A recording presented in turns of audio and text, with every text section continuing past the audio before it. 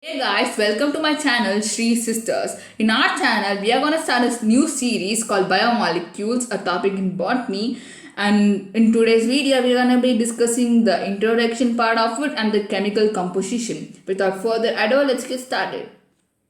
So first question which arises to your mind when you think about biomolecules, like what are they? So let's see the basic idea of what are biomolecules. So we all know all the organisms are made up of cell. And what is cell? The structure and functional unit is called cell. Like they are structure and functional unit for all organisms. Like why are they important? They are important because they perform a wide variety of biological activities required for our survival. And these cell organelles will consist of cell organelles. These cells will consist cell organelles, and these cell organelles they perform various biochemical activities which help our survival. Like these cell components are made up of very basic things. Like these basic things react within themselves, and they help in the complex interactions which are there inside our body. And the various molecules, the types of molecules together that perform a variety of functions together is called the cellular pool. It's nothing but various molecules put together performing variety of activities. That is only called cellular pool.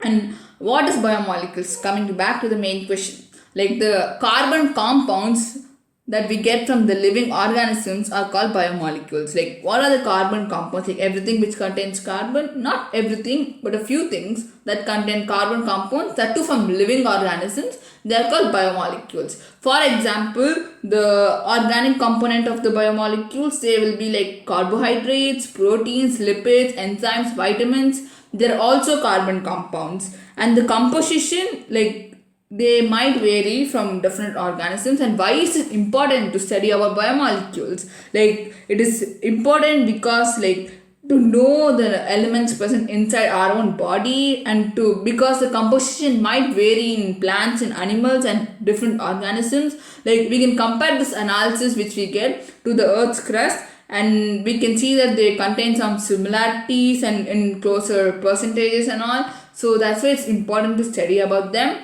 And now let's move on to the next one. Now we are going to see about the chemical composition. The chemical composition, like how will they find that this particular thing is made up of this chemical composition of cells and all. Like how they study is that they take for example, they want to find in our living tissue or liver tissue. So they take a piece of a liver tissue from me, from anyone, for some a piece of tissue from that organisms, and they grind it with the trichloroacetic acid. It's an acid in a mortar, which is a grinder. Like with the help of the trichloroacetic acid, what will happen? This after centrifugation, we call that the supernet part of that is called the acid soluble pool, and the residue is called the acid insoluble pool. So we can further divide it into various analytical techniques, but these are the basic things which we need to know now. And acid soluble pool, they contain low weight molecules, they are low in weight, so they are called micromolecules. Because they are low in weight, they are called micromolecules. In the acid insoluble pools, they contain some molecular weight molecules, high molecular weight molecules. So that's why they are called biomacromolecules based on size, like small molecular weight, micro, high molecular weight, biomacro. The further thing we are going to see now is the further division of biomacro and micromolecules. So the biomacromolecules, the common feature in them is that their molecular weight will range from 18 to 800, and there are four types of organic compounds in biomacromolecules: to the proteins, nucleic acid, polysaccharide, and lipids. Except for the lipids, all other will have in the 10,000s range. The what is that? The molecular weight will be about 10,000 or something. But why is lipid not even though it has less than 10,000, why is it a biomacromolecule? That one we'll see a bit later. First I'll complete with the basic explanation. And next one, if the atomic weight is below 10,000, it's called micromolecules or simple molecules. But lipids are an exception. And acid insoluble fraction are they are biomacromolecules and macromolecules and biomacromolecules, just because of their molecular weight. And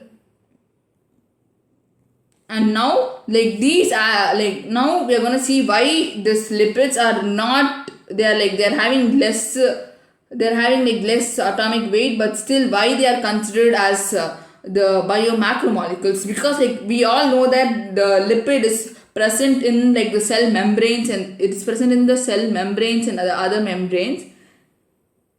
We all know that.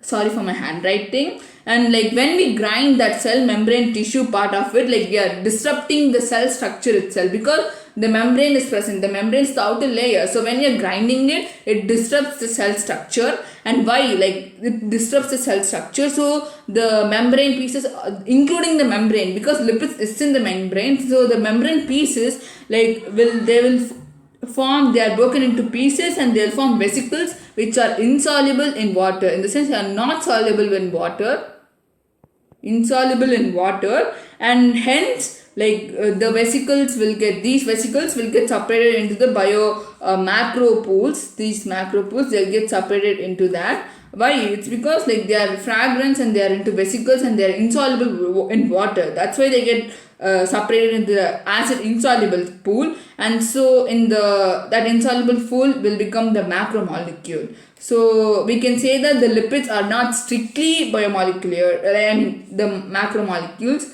because they are because we are disrupting the cell structure only, it's happening like this. So we can say that they are not strictly macromolecular. And these now coming to the acid soluble pool. The acid soluble pool, it will represent the cytoplasmic composition in the cell. So the macromolecules that are present inside the cytoplasm and the organelles of cytoplasm, they become the the micromolecules and the acid insoluble fraction. And these represent like the whole chemical composition of all the living organisms, all the tissue of our organism. So that's what about this. And next we are going to see is that we all know that water is very important for everyone's living. Like in living cells itself, water is like we have 70 to 90%. In our own body we have 2 to 3%. So for cells also water is important. So like the water is like, what is water? It's a tiny polar molecule. It's a polar molecule, and what it does, like the fluidity of water, how is it maintained? It is maintained by the rapid formation of the dissociation of H bond. So the fluidity is maintained by the dissociation of H bonds. And what the function of water? So this is the function of water. The function of water, like it is the source for like in the cell. In the cell, what is the function? So the function is, it's a source for H and O minus molecules for reactions and the biochemical reactions. If the cell runs out of these molecules, they'll get it from water. And in photosynthesis also it plays a major role. It's a proton donor in the photosynthesis. And in our body, it will help maintain a constant body temperature, which is also very important. And it will because of the latent heat, the high latent heat of vaporization of water, because of the high latent heat, it causes the elimination of urine and the waste products inside our body because of the high latent heat. Like it causes for the waste product inside our body to move outside, and it is a proton donor during the photosynthesis. We have seen this before. Like it has, because like what is the elimination of waste, like excretion, which is the urination and all. And what is homeostasis? Homeostatis is nothing but the blood clotting. It means that the water will help in blood clotting also. Homeostasis is nothing but blood clotting. So now we have seen that it will help in blood clotting.